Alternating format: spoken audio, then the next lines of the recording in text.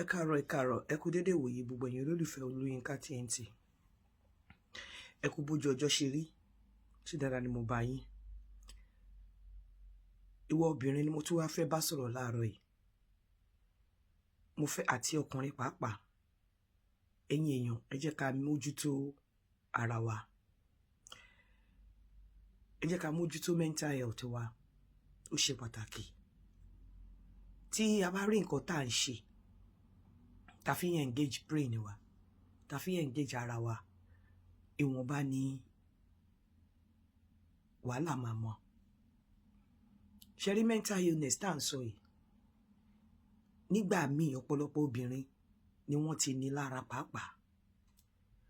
Ọ̀pọ̀lọpọ̀ ọkùnrin náà ló dẹ̀ ti ní lára. Ìgbà míì ó wà ní lára wa ṣùgbọ́n ó ń dúró de nǹkan kékeré tó máa trigger ẹ̀. Àwọn nǹkan tó dẹ̀ máa ń sábà trigger nǹkan, àwọn nǹkan tó máa ń trigger irú nǹkan báyẹn lára àwọn ọmọdé, abuse máa ń wà nínú wọn. Ọmọdé tó bá ti ríbi tí wọ́n ti ń abuse òbí òun, kò ń ṣe obìnrin nìkan náà abuse o. Ọmọdé tó bá ti ríbi tí wọ́n ti ń abuse òbí òun, yálà ọkùnrin àbóbìnrin, even yálà ibi tí alábàágbé ti ń abuse ìyàwó ẹ̀ àbí ọmọ ẹ̀ àbí ọkọ ẹ̀, ó lè trigger ẹ̀ lára ọmọdé. Lára àwọn àgbàlagbà, ó lè jẹ́ bóyá èèyàn ti ẹ̀ lówó àbí ilé ayé èèyàn lọ bó ṣe yẹ kó lọ. Ó ní mo ṣe ń pariwo pé ìwọ obìnrin tó bá rí nǹkan ṣe, tó ń rí nǹkan fi pawọ́ dà, ìwọ̀nba ni wàhálà máa mọ̀. Ìwọ ọkùnrin náà tó bá ń tú àṣẹ lé ẹ pa tó jẹ́ kóbìnrin kankan fún ẹ ní problem, ìwọ̀nba ni wàhálà máa mọ̀.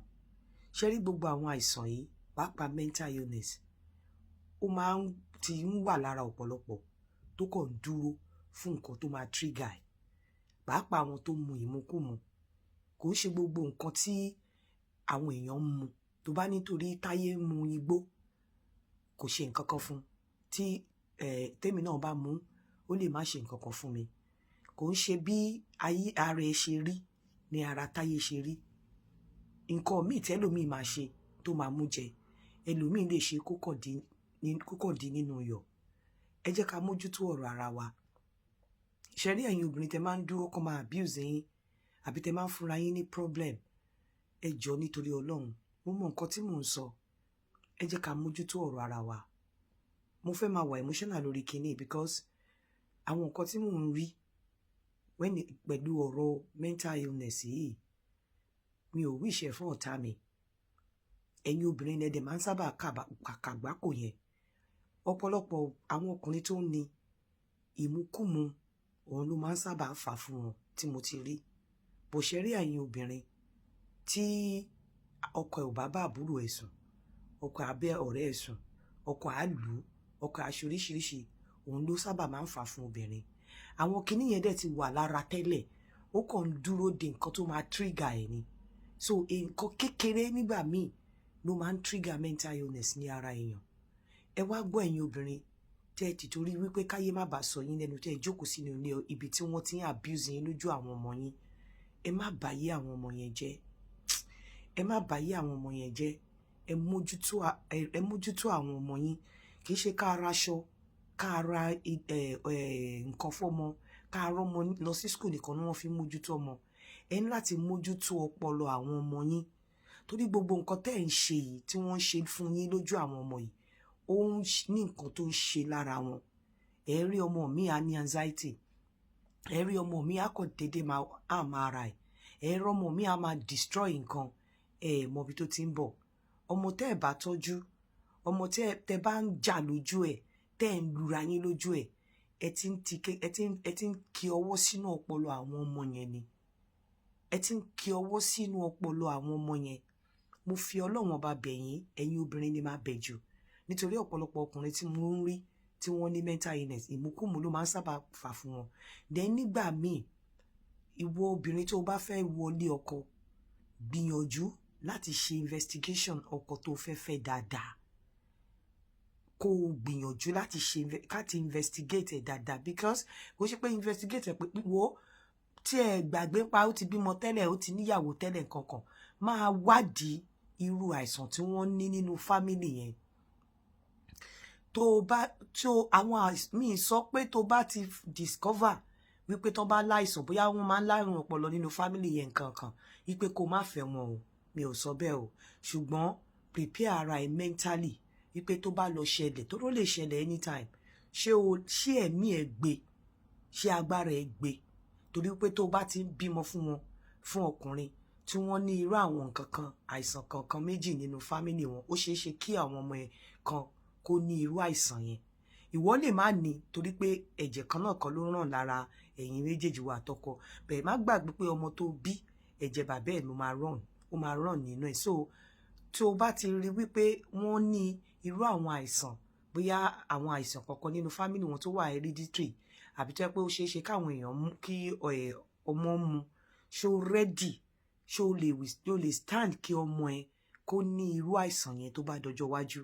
Case of probability ni ó lè ní, ó dẹ̀ lè má ní, ṣùgbọ́n prepare ara ẹ pé tó bá ní, ṣé o ní ẹ̀mí, ṣé mentally ṣé ó ti wà prepared pé o lè stand there, o lè ṣe irú pé ẹ̀wọ̀n tó bá ti ní diabetics nínú lẹ́sìn, ṣé o lè stand there tí ọmọ ẹ kan àbí méjì bá ní, because wàá lọ study ẹ̀, wàá lọ kà nípa ẹ̀, wàá mọ̀ àwọn tó bá ní àrùn ọpọlọ tó jẹ́ pé kò ṣe pé bóyá wọ́n mú nǹkan, o gbọ́ story pé wọ́n mú nǹkan, kò gbọ́ pé bàbá àti bàbá nǹkan kan wọ́n ní, má rule out possibility pé ọmọ ẹ̀ náà lè ní, ṣùgbọ́n ṣé o lè stand ẹ̀, mí ní kó má fẹ́ wọn, ṣùgbọ́n ṣé o mentally ṣé o lè gbé, ṣé ẹ̀mí ẹ̀ gbé, ṣé o lágbára láti gbé tó bá ṣẹlẹ̀ lọ́jọ́ iwájú.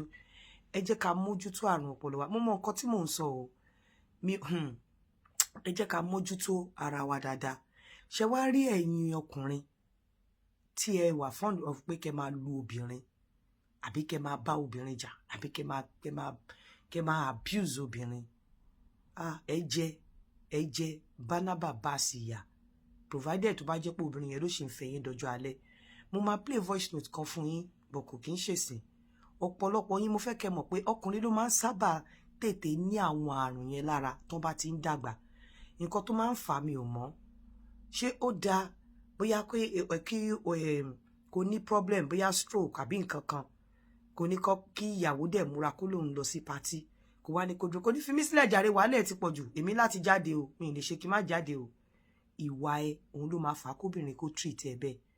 Ìwà ẹ dẹ̀ ló máa fà kóbìnrin kó sọ pé èmi ò lè lọ síbì kankan o, nǹkan ọkọ mi ń sì kẹ wá ní kí n wá lọ síbì kan, mi ò lè ṣe. Ìwà ẹ náà ló máa fà. Gbogbo ẹ̀yin ọkùnrin tẹ́ mọ obìnrin náà, ìgbà kan máa wá tí agbára yẹn ò ní sí mọ́. Ṣé obìnrin tó ti fi ọjọ́ àárọ̀ lù ló fẹ́ sọ pé kó káràmásìkí ẹ lọ́jọ́ alẹ́? Obìnrin tó yẹ pé agbára tó ní, tó yẹ kó fi tọ́jú, tó yẹ kó fi kẹ́, kó fi gẹ̀, agbára tiẹ̀ lílù ló fi ń lu ìyàwó ẹ. Ṣé ló ń mú ìyàwó ẹ ló ń treat ẹ bí ẹranko? Ṣé òun ló máa dọjọ́ alẹ́ tó máa ní pé kóun wá treat ẹ bí èèyàn? Ẹ jẹ́ ségesège ìyà lálẹ́. Ẹlòmíì á máa ṣú báyìí, á dẹ̀ máa fọwọ́ ko, torí kò ní sáwọn ọmọ mọ́. Ṣé ọmọ ọ̀dọ̀ ló ṣe fẹ́ gbà ní èjì yẹn? Ìyàwó tó fẹ́ náà tó sì wà lọ́dọ̀ ẹ̀ náà ló máa expect kó máa look after ẹ. Má worry, kò ní look after ẹ o. Òun ló máa ń fà tọ́pọ̀lọpọ̀ yín máa ń tètè fi ń kú, because ní kẹ́ tó yẹ kẹ́ ní, nítorí ẹni tó yẹ kẹ́ lọ́jọ́ àárọ̀ yín kó lè kẹ́ yín lọ́jọ́ alẹ́, kẹ́ ìyà, ìpayín kékeré, ẹkún àti òṣèlè fi fún. Bóyá tóbìnrin yẹn bá dúró sílé ẹ, ó kú ti mọ̀ pé òun ló máa jèrè ẹ pẹ̀lú gbogbo iṣẹ́ tó ṣe láyé. Á jèrè ẹ débi wípé á tún fìyà jẹ ẹ́ lórí iṣẹ́ tó ṣe. Gbogbo ẹ̀yin ọkùnrin tẹ́ máa ń maltreat obìnrin, tẹ́ ní agbára nísìn, tẹ́ fi ń maltreat obìnrin, kò ní sí agbára yẹn mọ́ ní ọjọ́ alẹ́. Ẹ̀yin lẹ máa tètè máa ń develop physical health issue jù. Ńgbà yẹn níbo ló fẹ́ fojú sí? Níbo ló fẹ́ fara sí? Agbára yẹn ò ní sí mọ́. So tó bá jẹ́ the time tó ń lu ìyàwó, bẹ̀rẹ̀ sí ní lọ máa já ewé oríjì, kó ló máa mọ bó ṣe máa foríjì ẹ, tó dẹ̀ máa dáríjì ẹ tọkàntọkàn, tó máa dáríjì ẹ taratara, tó máa dáríjì ẹ tẹ̀mítẹ̀mí, torí tó bá dọjọ́ alẹ́ kó má bàa jìyà, tó bá dọjọ́ alẹ́ kó má bàa ráre, tó bá dọjọ́ alẹ́ kó má jẹ́ wípé ohun tí ìwọ tó ti fi ojú obìnrin rí ní àárọ̀, ohun tó máa fi ojú ẹ rí ní ọjọ́ alẹ́ nígbà tí gbogbo wàhálà yẹn bá ṣẹ̀gìrì sí ẹ lára, tí àìsàn yẹn bá dé, òun ló máa tètè rán ẹ lọ sí ọ̀run. mo mọ̀ pé kò sí nǹkan kan láyé yìí náà téèyàn fẹ́ jókòó mú pé bóyá tó máa ní kó má lọ ṣùgbọ́n ṣó dá kó sọ́fà lọ sọ́run, ṣó dá kó jìyà lọ sọ́run. Ẹ̀yin obìnrin ẹ mójútó ara yín, ẹ̀yin ọkùnrin ẹ mójútó ìyàwó yín, kẹ́dẹ̀ mójútó ara yín. Ẹ yé lu ìyàwó yín, ẹ yé fún wọn ní ìbànújẹ́, ẹ yé pa wọ́n lẹ́kún, ẹ yé máa abuse àwọn ìyàwó yín lójú àwọn ọmọ. Nítorí tẹ́ bá abuse ìyàwó níbi tí ọmọ wà, kò ń ṣe ìyàwó nìkan lẹ abuse, ìyàwó àtọmọ yín lẹ abuse. Ó dẹ̀ nígbà míì ọ̀nà tó máa fi ń ṣiṣẹ́ lára àwọn ọmọ yẹn kò dáa. Mò ń sọ nǹkan kan fún yín, kò dáa. Tí wọ́n bá dẹ̀ tí àrùn ọpọlọ bá ti setting, tó bá ti dé, ó ti dé nìyẹn, kò sí nǹkan kan tá a lè ṣe sí i. Ṣùgbọ́n mo fẹ́ kẹ́ mọ̀ pé gbogbo wa tá à ń rìn ọ̀pọ̀lọpọ̀ ló ní tó yẹ pé kò bọ́ síta, tó kàn ń dúró de nǹkan kékeré tó máa trigger ẹ̀ débi wípé èèyàn máa display kíní tó wà lára èèyàn.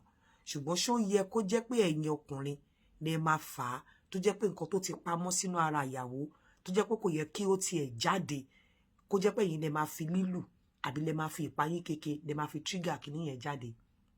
Ní gbogbo ẹ̀yin tẹ́ ẹ̀ mú oríṣiríṣi nǹkan tí ẹ pé ẹ rò bóyá òun ló ń calm yín, òun lẹ fi ń ṣara rindin.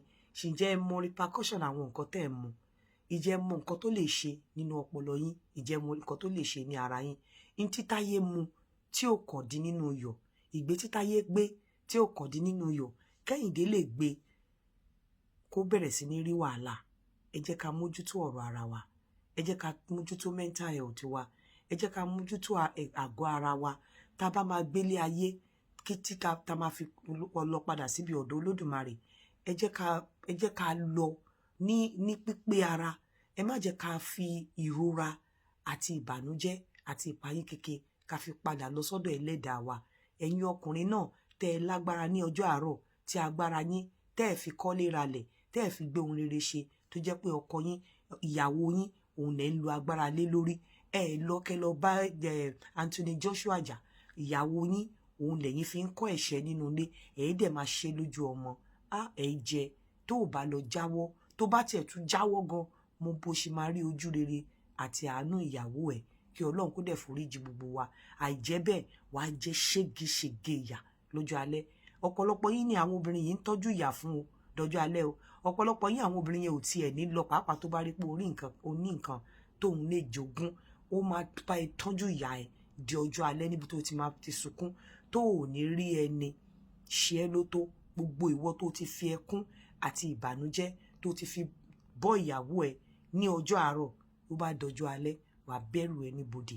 Ìwọ obìnrin náà tí ò ronú kó o tó lọ bẹ́ sínú ìgbéyàwó, Ọlọ́run má jò kábàámọ̀ lórí ara ẹ àti lórí ọmọ tó bá yá. Èyí ni mo mú wá fún yín ní àárọ̀ yìí o. sabarikolo.com. Èmi tí ń lọ síbi iṣẹ́ mi nìyẹn o. Ire o, ẹ káàárọ̀.